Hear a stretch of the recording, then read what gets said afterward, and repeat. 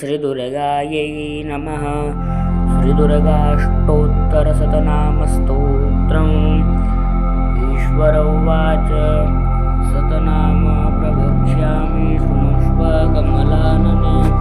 यस्य प्रसादमात्रेण दुर्गा प्रीता भवेत् सती।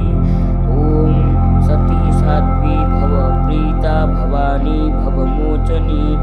आर्या दुर्गा च या चाध्या त्रिनेत्रा शूलधारिणी। विनागधारिणी चित्रा चण्डघण्टा महातपाः। मनोबुद्धिरहङ्कार चित्तरूपा चिताचितिः। सर्वमन्त्रमयी सत्ता सत्यानन्दस्वरूपिणी। अनन्ता भाविनी भाव्या भव्या भव्या सदा गतिः। शाम्भवी देवमाता च चिन्ता रत्नप्रिया सदा। सर्वविद्या दक्षकन्या दक्षयज्ञविनाशिनी। अपर्णानेकवर्णा च पाटला पाटलावती।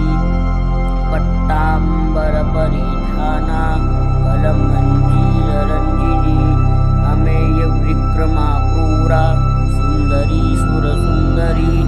वनदुर्गा च मातङ्गी मतङ्गमुनिपूजिता।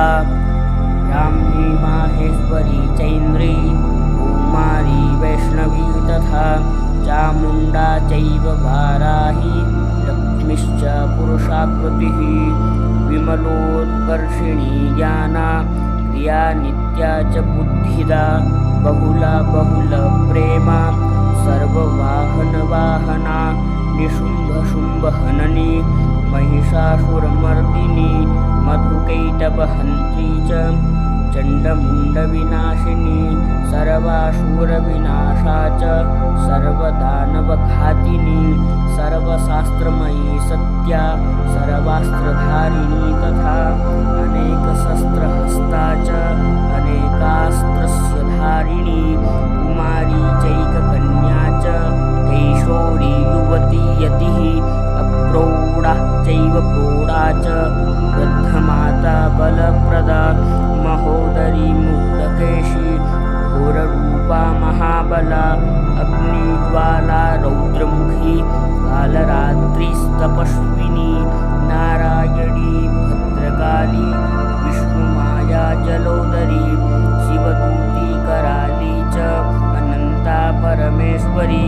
कात्यायनी च सावित्री प्रत्यक्षा ब्रह्मवादिनी। यैदं प्रपठेन्नित्यं दुर्गा नाम शताष्टकं। नासाध्यं विद्यते देवी त्रिषु लोकेषु पार्वती। धनं धान्यं सुतं जायां हयं हस्तिनमेव च। चतुर्वर्गं तथा चान्ते लभेन्मुक्तिं च शाश्वती। कुमारी पूजयित्वा तु ध्यात्वा देवीं सुरेश्वरीं। पूजयेत् परया भक्त्या पठेन्नाम शताष्टकं।